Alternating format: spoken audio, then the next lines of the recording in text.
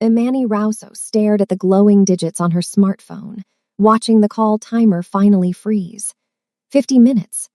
50 minutes of navigating the razor-thin edge of a multi-billion-dollar waterfront briefing with Han Yi-Kyung, the man the underworld called the Glacier of Soul, and the man she called Sir with a terrifyingly steady voice.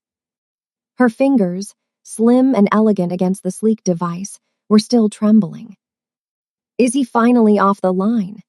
Her associate, Maya, whispered from the drafting table, her voice barely audible over the hum of the architectural firm's ventilation.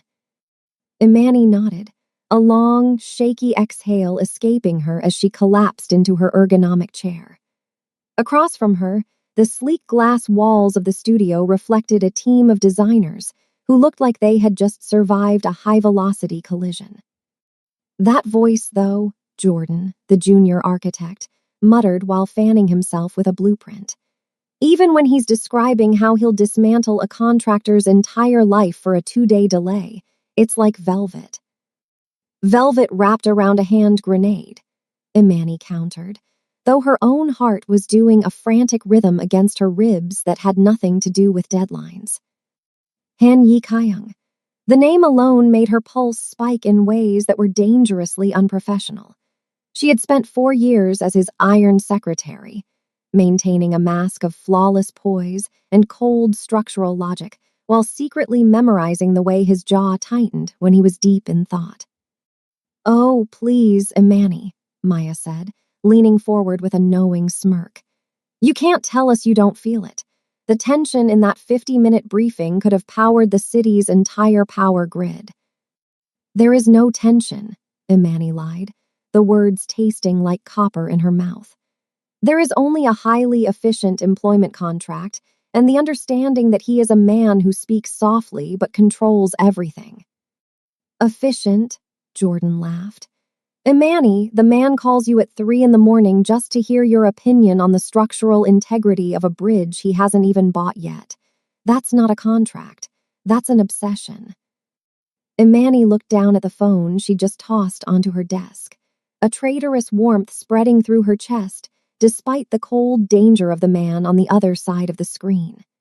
She had no idea that while she was trying to rebuild her professional armor, the timer on the screen hadn't actually stopped, and the glacier was still listening.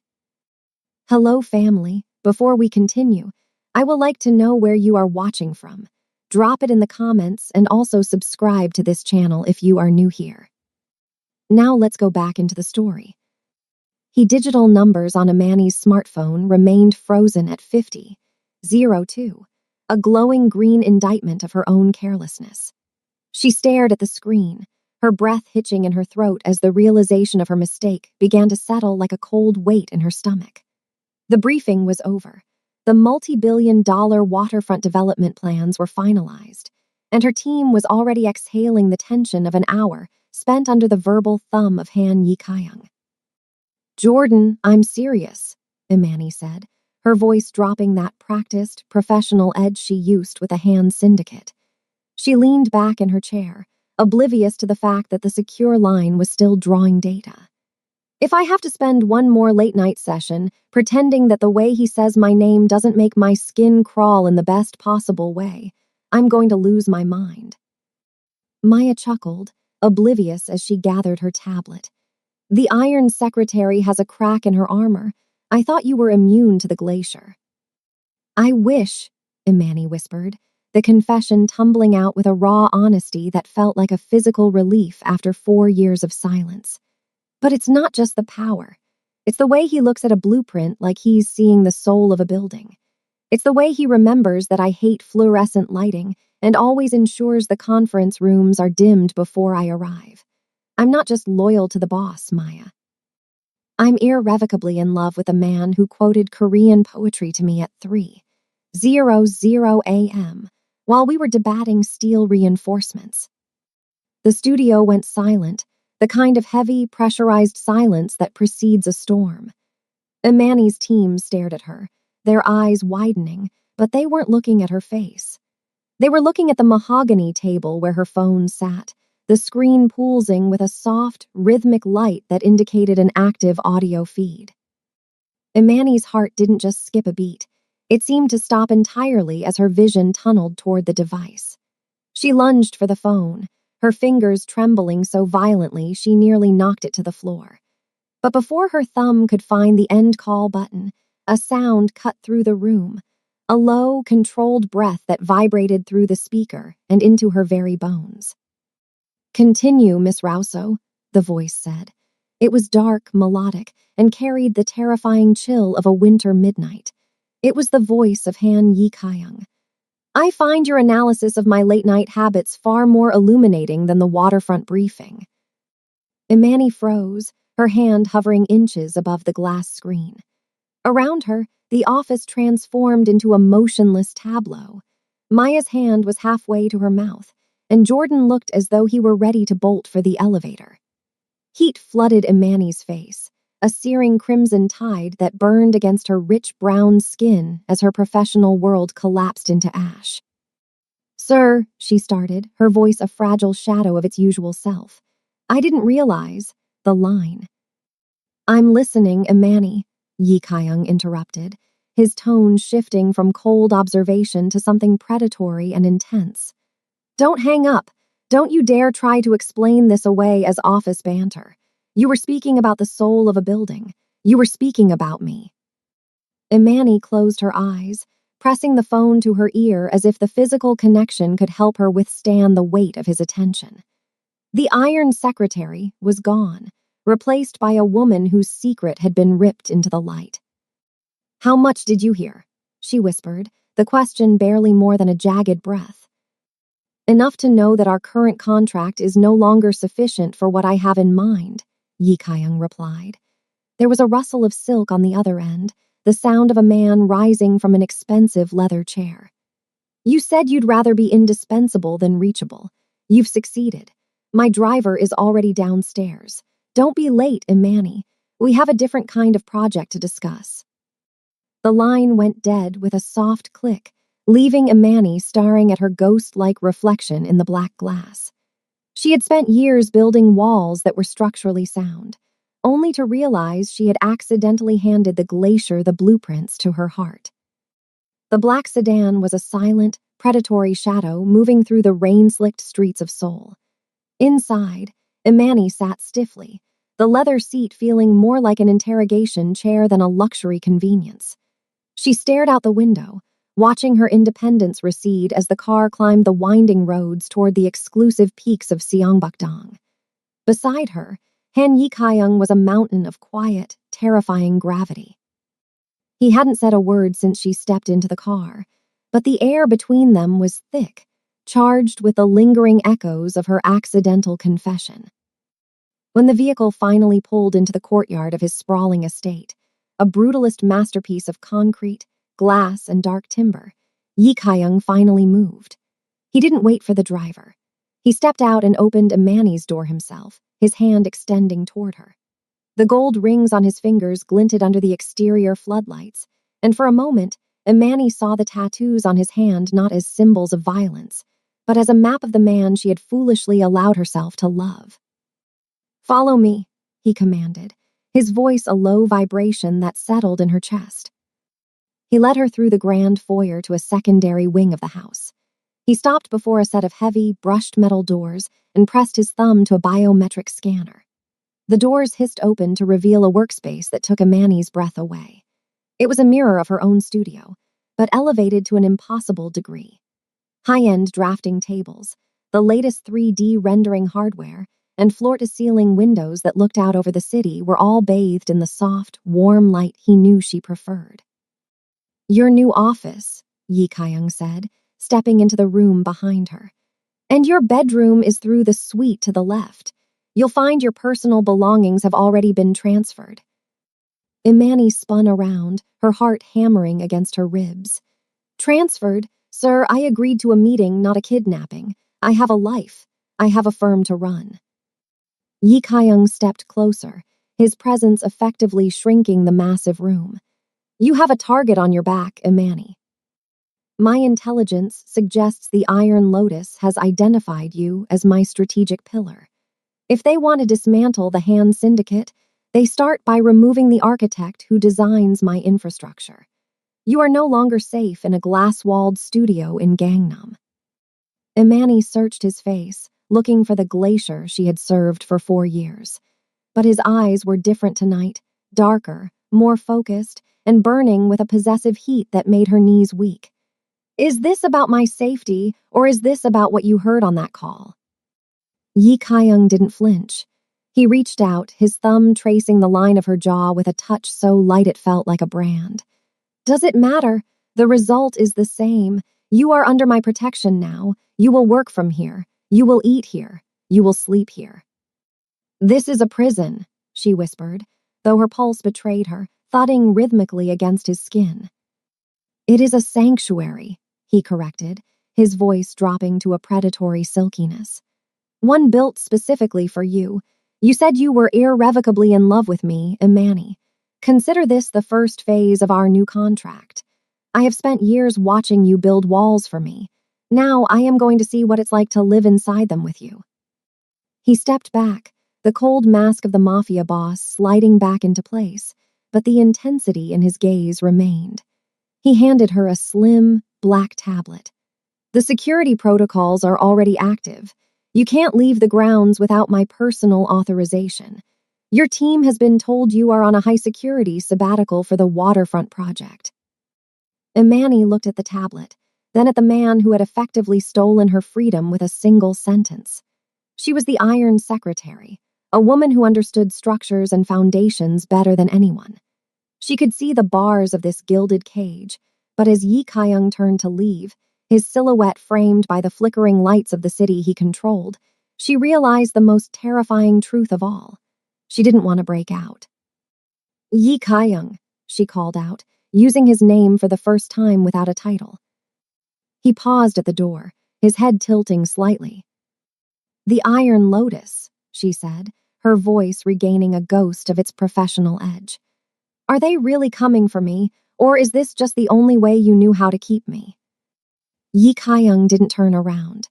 "In my world, Imani, there is very little difference between a threat and a desire. Sleep well. We begin the new blueprints in the morning." The doors hissed shut, the magnetic locks engaging with a definitive click that echoed through the silent, luxurious suite. Imani stood alone in her new empire, surrounded by the tools of her trade and the scent of the man who had finally heard her heart and responded by claiming her entire world. The first 3 days of Imani's confinement were a blur of restless drafting and high-tension silence. Though she was provided with every luxury imaginable, the weight of the glacier's presence felt heavier here than it ever had in the office. Yi Kyung was a ghost in his own home, appearing only as a shadow in the hallway or a deep, resonant voice on the other side of her door, checking on the progress of the waterfront blueprints. By the 4th night, the walls of her high-tech sanctuary began to feel like they were closing in. Imani needed to move, to breathe, to understand the man who had effectively stolen her life under the guise of protection. Armed with the restless energy of a woman who built structures to withstand storms, she slipped out of her suite. The estate was a labyrinth of dark stone and brushed steel, a physical manifestation of Yi Kyung's mind, ordered, impenetrable, and cold. She wandered into the lower levels, past the private gym and the wine cellar, until she reached a corridor that wasn't on the digital floor plans Yi Kyung had provided. At the end of the hall stood a single door, distinct from the others. It was made of warm, reclaimed oak, a jarring contrast to the rest of the brutalist mansion. The biometric scanner glowed a soft, inviting blue. On a whim, Imani pressed her thumb to the glass. To her shock, the lock disengaged with a welcoming chime. The door swung open to reveal not a dark room of Mafia secrets, but a cathedral of light and paper. Imani stepped inside, her breath catching in her throat as she realized she had walked into a mirror of her own mind. The walls were covered from floor to ceiling with sketches, elevations, and site plans. But they weren't the syndicate's industrial projects. These were her designs, the ones she had drawn in the dead of night, the passion projects she had hidden in private folders, the dream structures she thought would never see the light of day. There was the sustainable orphanage she'd envisioned for the outskirts of Nairobi. There was the glass-domed library she'd sketched during a bout of insomnia 3 years ago.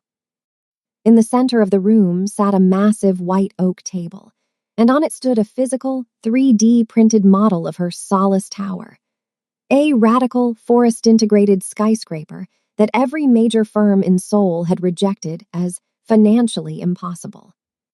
Imani moved toward the model, her fingers trembling as she touched the delicate resin balconies. Beside the model lay a stack of legal documents. She flipped through them, her heart racing. They were construction permits, land deeds, and funding allocations. Yi Kyung hadn't just been hoarding her art. He had been quietly buying up the land, securing the permits, and funneling his own private wealth into a foundation titled the Rousseau Legacy.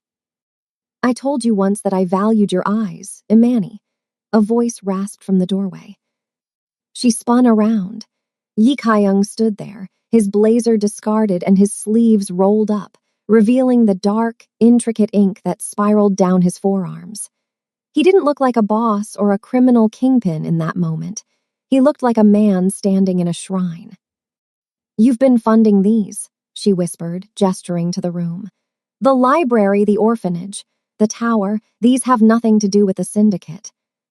"The syndicate is what I do to survive," Yi Kyung said, stepping into the room.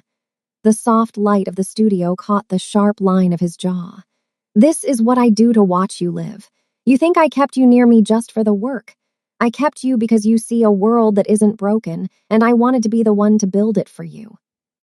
Imani looked from the blueprints to the man who had sabotaged her career, just to ensure he was the only one who could provide the canvas for her genius.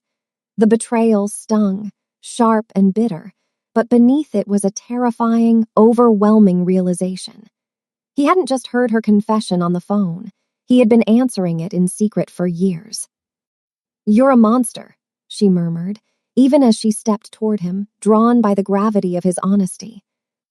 "I am," he agreed, his dark eyes never leaving hers. "But I am a monster who has built a kingdom for his architect. Tell me, Imani, now that you've seen the foundation, are you brave enough to build the rest with me?" The tension in the room was no longer about blueprints or masonry. It was the structural collapse of 4 years of professional lies, leaving them both standing in the wreckage of their own desires.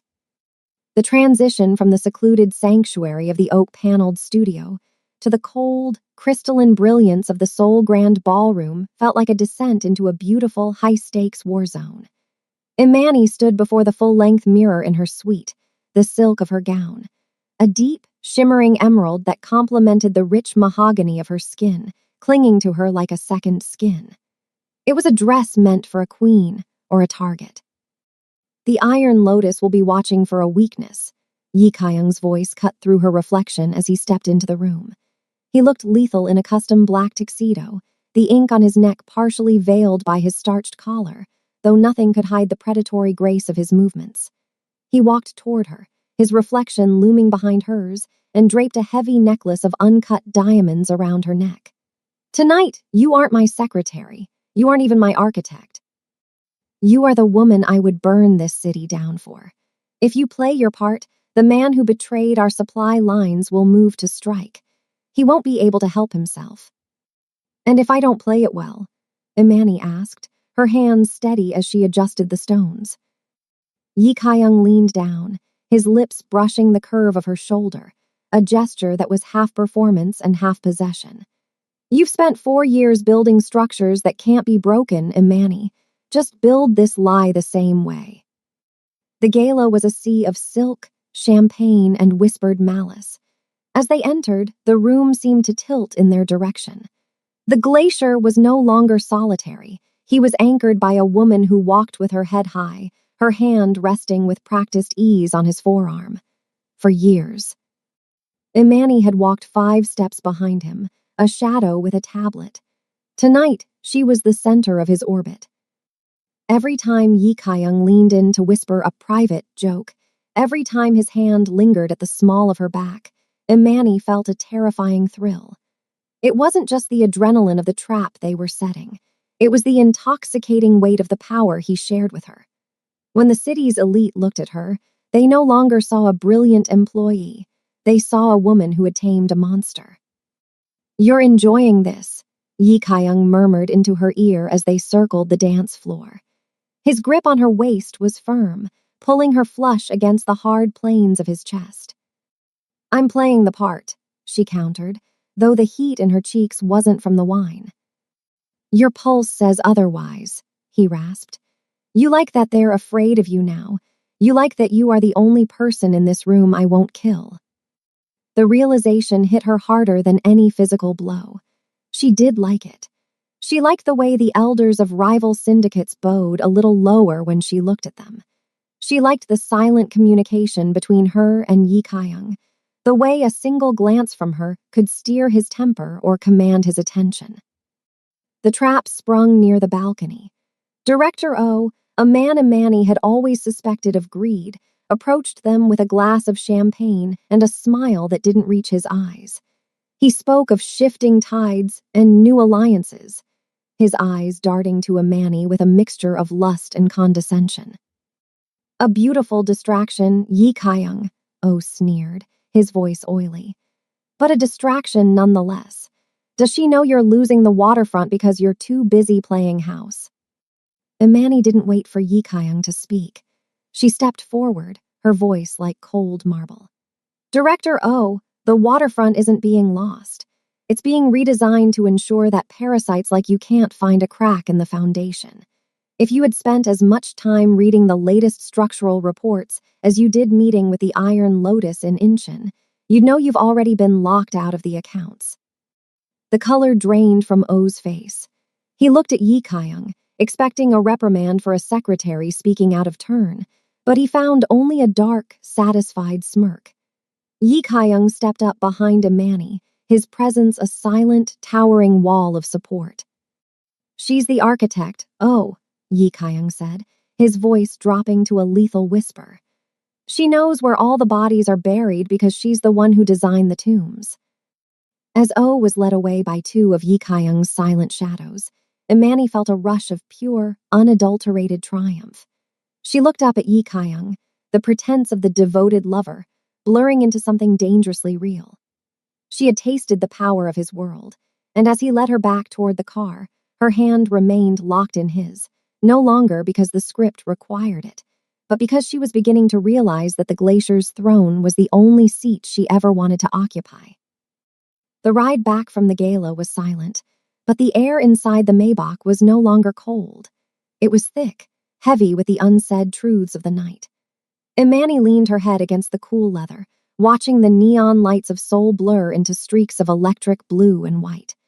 The adrenaline of the confrontation with Director O was beginning to fade, replaced by a gnawing question that had been eating at her since she stepped into the hidden oak-paneled studio. Yi Kaiyang sat beside her, his silhouette sharp and imposing against the city lights. He had loosened his tie, the top buttons of his shirt undone to reveal the dark ink of a tiger's coil resting against his collarbone. He looked less like a king and more like a man who was weary of his own crown. "How did you find them?" Imani asked softly, her voice breaking the stillness. "The designs in that room, some of those were on private servers. One was in a physical portfolio I thought I lost during my move 2 years ago." Yi Kaiyang didn't turn to look at her, but his jaw tightened. "You didn't lose it, Imani. My men recovered it from the sidewalk after your taxi was cut off by a rival crew. I told myself I was just securing your data, but then I opened it." Imani felt a prickle of unease. "And the job offers? 4 years ago, before I signed your permanent contract, I was shortlisted for the Foster Plus Partners firm in London. I had an interview with the Dubai Urban Commission. All of them went cold. I thought I just wasn't good enough." The car glided into the estate's driveway, the engine cutting out with a soft purr. Yi Kaiyang finally turned to her. In the dim light of the cabin, his eyes weren't glacial. They were hollow, reflecting a desperate kind of honesty. "You were more than good enough," he rasped. "You were the best candidate they had ever seen. I know because I was the one who made sure those firms received anonymous tips about structural liabilities in their current projects, threats that would only vanish if they retracted your offer. I was the ghost in your inbox, Imani. I was the reason every door closed until the only one left open was mine. Imani felt the world tilt. The iron secretary persona she had built was predicated on the idea that she had earned her place through sheer, grit-fueled competence. To hear that her path had been paved by a predator's obsession felt like a structural collapse. "You sabotaged my life," she whispered, her hand moving to the door handle. "You trapped me before I even knew you existed." "I was a coward," Yi Kyung said, his hand catching her wrist before she could pull the lever. His grip wasn't violent, but it was absolute. "I had spent my life surrounded by people who wanted my head or my throne. Then you walked in for that first interview, smelling of jasmine and structural ink, looking at me like I was just another puzzle to be solved. I realized within 10 minutes that if you left that office, I wouldn't be able to breathe in it anymore. I couldn't lose the only thing that made me feel like a man instead of a weapon."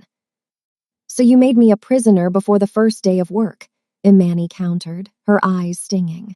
"All those late nights, the midnight calls, you were just guarding your prize." "No," Yi Kyung stepped out of the car and pulled her with him, leading her toward the edge of the estate's infinity pool that overlooked the shimmering valley. "I was trying to find a way to make you stay by choice. Every design I funded, every permit I bought in secret, I was building a world where you didn't need me anymore, hoping that by the time it was finished, you wouldn't want to leave." He stepped into her space, his forehead dropping to touch hers. The smell of his expensive cologne and the faint metallic scent of the city clung to him. "I am a monster, Imani. I've lived in the dark for so long that I forgot how to ask for something without taking it. But that night on the phone, when I heard you say you loved me, I realized I didn't just sabotage your career. I sabotaged my own soul." Imani looked at him, seeing the raw, bleeding truth behind the glacier's mask. He had built a gilded cage, yes, but he had spent 4 years trying to turn it into a kingdom for her. The betrayal was massive, but the devotion was deeper. "I should hate you," she murmured, her fingers curling into the fabric of his tuxedo. "You should," he agreed, his breath warm against her lips. "But you're the architect. You know that sometimes you have to burn a structure to the ground before you can build something that actually lasts." As they stood on the precipice of the city they both controlled in different ways, the silence between them was no longer a professional boundary. It was the sound of a foundation settling, uneven, dangerous, but finally, undeniably real.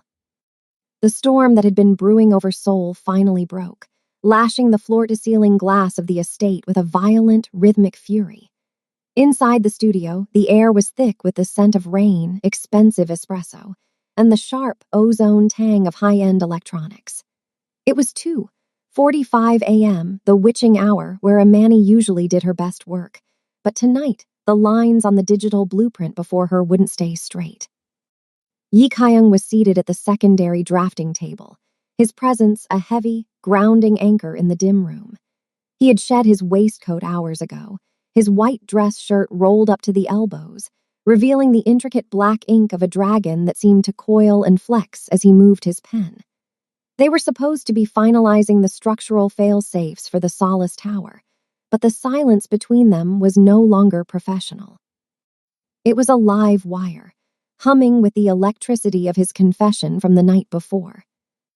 "The cantilever on the 42nd floor is still off by 3 millimeters, Imani murmured, her voice raspy from hours of disuse. She didn't look up, but she could feel his gaze tracing the line of her neck. 3 millimeters is a rounding error for most architects, Yi Kyung said, his voice a low, gravelly vibration that sent a shiver down her spine. "I'm not most architects, and you're not a man who accepts rounding errors." She heard the soft creak of his chair as he stood up. He walked toward her, his movements slow and deliberate, until he was standing directly behind her. The heat radiating from his body was a physical force, a contrast to the chill of the storm outside. He leaned over, his chest brushing her shoulder as he reached out to the touchscreen console. "Here," he whispered, his breath warm against the shell of her ear. His hand covered hers on the glass, his long, scarred fingers guiding her touch to recalibrate the structural load. If you reinforce the central spine with a diamond weave carbon, the error disappears. Imani froze, the feeling of his skin against hers, the rough texture of his calluses and the steady weight of his hand, shattered the last of her iron secretary composure. For 4 years, she had meticulously planned for every structural failure, every potential collapse. But she hadn't planned for this. She hadn't planned for the way her heart would hammer against her ribs like a trapped bird. She turned her head slightly, intended to thank him, but found his face inches from hers. The unreadable glacier mask was gone. In its place was a man who looked vulnerable, his eyes searching hers with a raw, desperate hunger. "Imani," he rasped, her name sounding like a prayer and a plea. "Stop looking at the screen, look at me." She finally let the digital pen fall from her hand. It hit the floor with a soft clatter that echoed through the vast room. "I've been looking at you for 4 years, Yi Kaiyang. I've looked at you across boardrooms, through car mirrors, and over the tops of thousands of pages of contracts. I've looked at you until I can see you even when I close my eyes." Yi Kaiyang's hand moved from the console to her waist, pulling her upward as she stood. He didn't use the force of a mafia boss. He used the trembling hesitation of someone who was terrified he was about to wake up from a dream. He cupped her face, his thumbs brushing over her cheekbones, his touch reverent. "I spent my whole life building a fortress so no one could get in," he whispered, his forehead dropping to rest against hers. "I thought if I was strong enough, I wouldn't need anyone. But then you started building things, beautiful, impossible things. And I realized my fortress wasn't a defense. It was a tomb. And I was just waiting for you to walk in and wake me up." Imani felt a tear escape, tracing a path through the rich brown of her skin. She reached up, her fingers tangling in his jet-black hair, pulling him closer. "You're a monster who sabotaged my life," she whispered against his lips. "I am," he agreed, his voice breaking. "And I am a fool who fell for him." When he finally kissed her, it wasn't the polished, dominant performance of the gala. It was a structural collapse. It was the sound of 1,000 glass walls shattering at once. It was desperate, messy, and real. In the heart of the storm, surrounded by the blueprints of a future they were both terrified to claim, the boss and the secretary finally ceased to exist.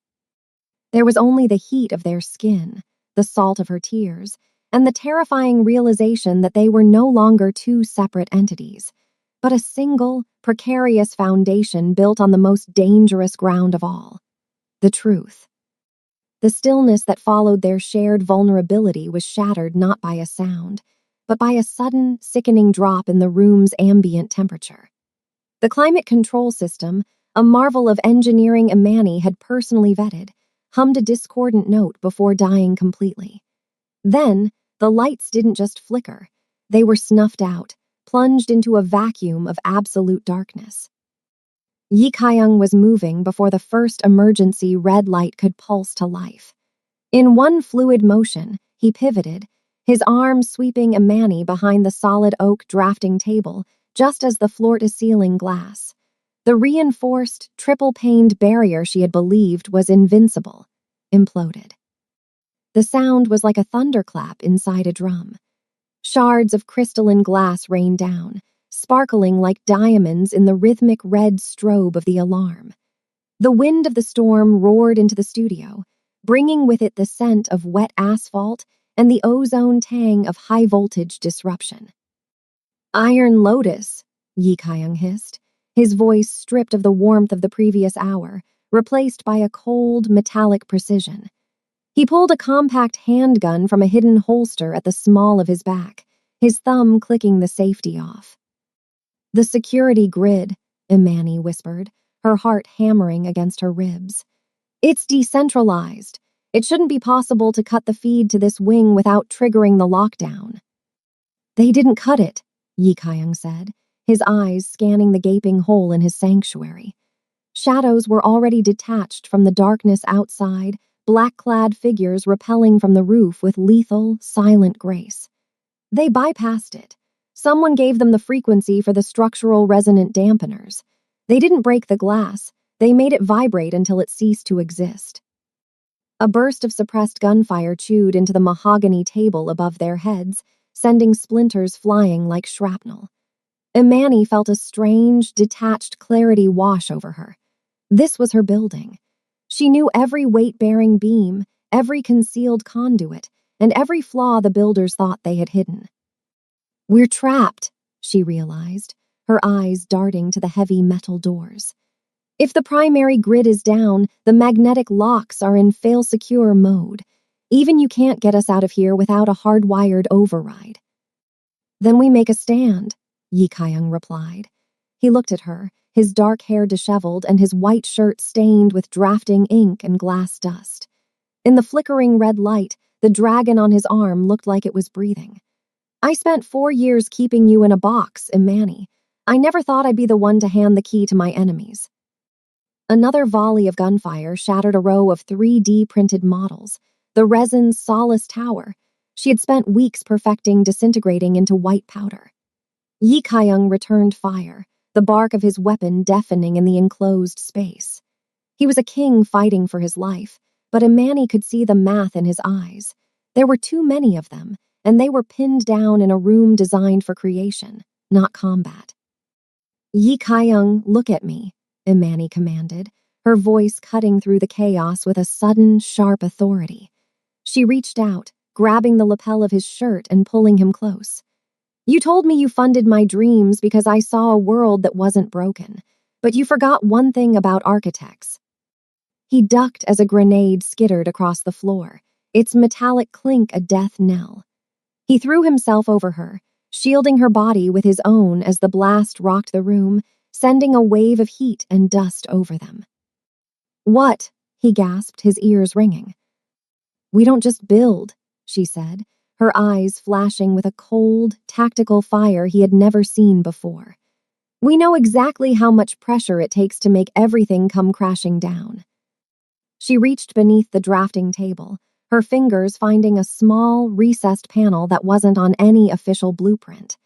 It was a secret she had kept even from him, a private kill switch she had designed into the very foundation of the estate as her ultimate exit strategy. She had built this gilded cage, and she was the only one who knew where the ghost threads were hidden. "You wanted to see what it was like to live inside my walls?" Imani asked, a dark, determined smile touching her lips. "Hold on, I'm about to redesign the floor plan." The secondary explosion of the grenade had filled the air with pulverized concrete and the acrid scent of burnt circuitry. But within the shroud of dust, Imani was a pillar of absolute, terrifying focus. Yi Kaiyang gripped his weapon, ready to surge forward into a suicidal line of fire to protect her. But Imani's hand on his arm was like a vice. It wasn't the touch of a secretary seeking comfort. It was the grip of an officer taking command. "Don't move," she commanded, her voice cutting through the ringing in his ears. She didn't look at the invaders. She looked only at the small, recessed panel she had pried open beneath the oak table. Inside was a keypad that didn't connect to the estate's mainframe. It was a closed-loop system, a ghost circuit she had installed during the foundation pour, back when she still believed she might one day need to bury Han Yi Kaiyang inside his own dreams. Her fingers flew across the keys with a percussionist's rhythm. "You call me the Iron Secretary because I handle your logistics," she whispered, the red emergency light reflecting in her wide, fierce eyes. "But you forgot that before I was your secretary, I was a structural saboteur. I don't just build, Yi Kaiyang. I calculate the exact moment of failure." The lead assassin of the Iron Lotus stepped through the shattered window, his suppressed rifle leveled at the drafting table. He was a professional, moving with a predator's confidence, but he didn't realize he was standing on a pressure-sensitive plate Imani had designated as a dead zone 3 years ago. Imani hit the final sequence, enter. The floor didn't just vibrate, it groaned with the sound of tectonic plates shifting. A series of heavy, reinforced titanium shutters, hidden behind the decorative stone pillars, slammed down with the force of a guillotine, sealing the shattered windows in a fraction of a second. The invaders were no longer entering. They were trapped. "What is this?"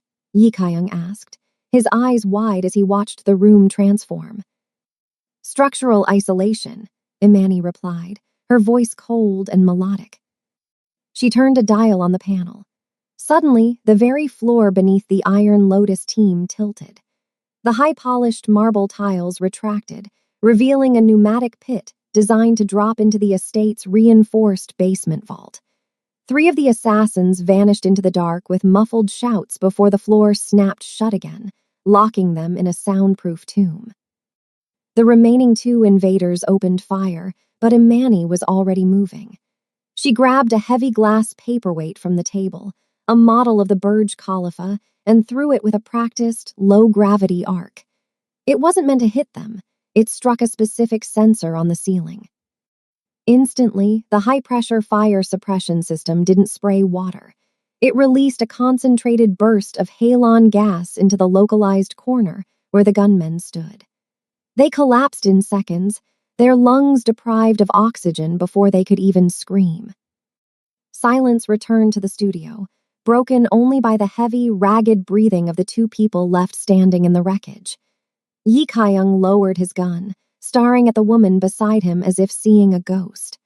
The glacier was frozen, not by fear, but by the sheer, lethal brilliance of the woman he thought he had been protecting. "You built kill switches into my home," he rasped, the realization sinking in. "Every building I commissioned. You built a way to destroy it from the inside." Imani stood up, brushing the white dust of the Solace Tower model from her emerald gown. She looked at him, not as his secretary, and not as his victim. She looked at him as an equal who had finally revealed her teeth. "I built them as an exit strategy, Yi Kaiyang," she said, her voice steady despite the adrenaline coursing through her veins. "Because I knew that one day your world would come for me. I just didn't realize until tonight that I'd be using them to save you instead of leaving you." The tattoos on Yi Kaiyang's hand stood out starkly against his pale skin as he reached out, not to restrain her, but to touch the hand that had just dismantled an elite strike team with a few keystrokes. "You're not just an architect," he whispered, a dark, reverent smile touching his lips. "You're the most dangerous thing I've ever let into my life."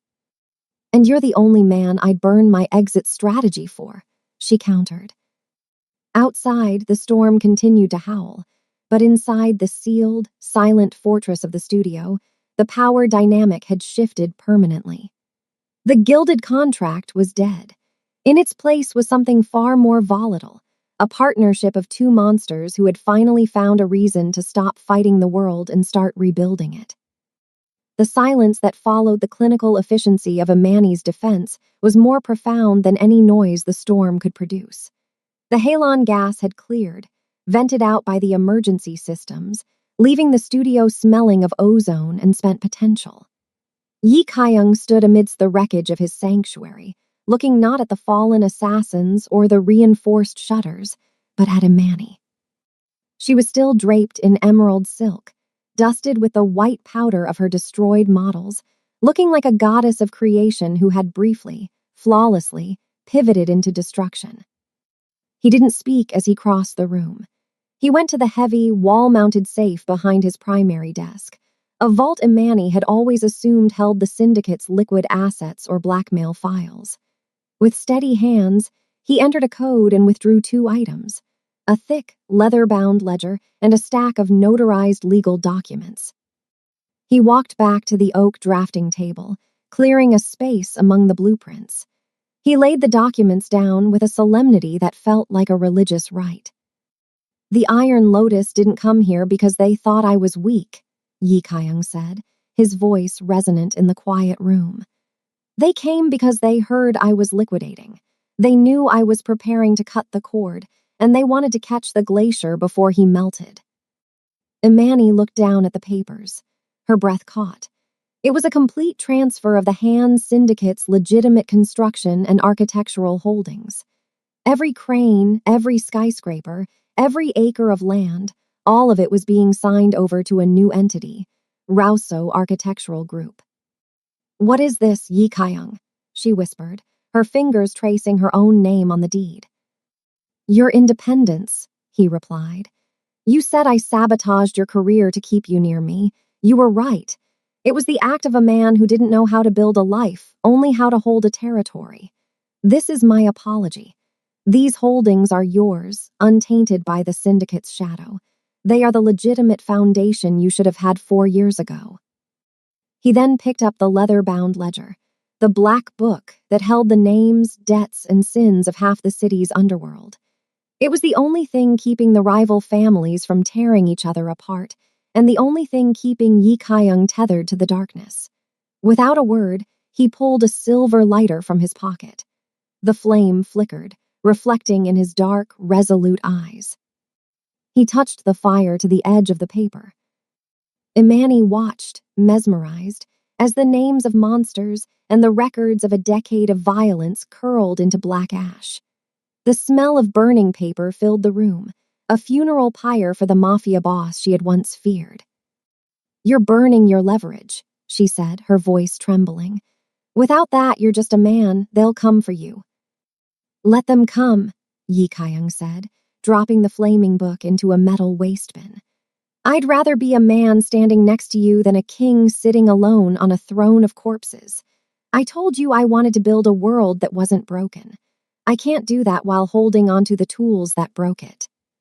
He stepped toward her, his hand reaching out to cup her face. The tattoos on his neck and hands seemed less like warnings now and more like the scars of a life he was finally leaving behind. The glacier is dead, Imani. All that's left is the man who spent 50 minutes listening to a phone call because he couldn't bear to let go of your voice. Imani looked at the ashes, then at the documents that guaranteed her future, and finally at the man who had risked everything to move from her captor to her partner. The power dynamic hadn't just shifted, it had dissolved. I'm an architect, Yi Kaiyang, she murmured, leaning into his touch, her hand covering the ink on his forearm. I don't know how to build normal. I only know how to build things that last.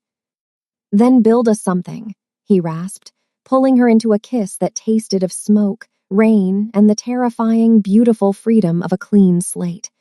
Build it as high as you want. I'll be the ground you stand on. As the first light of a gray soul morning began to bleed through the edges of the titanium shutters, the iron secretary and the Mafia boss were gone. In their place stood 2 people amidst the ruins of their old lives, finally ready to draft a future where the only thing they kept secret was the depth of a love that had survived the collapse. The foundation was laid. The truth was out. And for the first time in 4 years, the call was finally, truly disconnected.